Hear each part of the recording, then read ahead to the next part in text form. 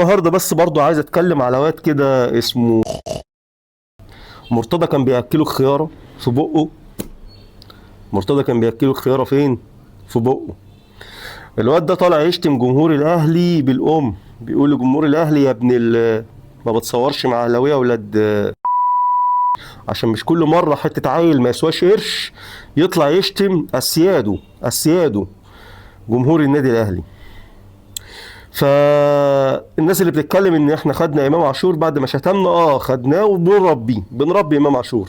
والواد هاني بتاعكو لو عايز يجي يتربى في الاهلي مفيش مشكله، نربيه برضه، مفيش اي مشكله خالص.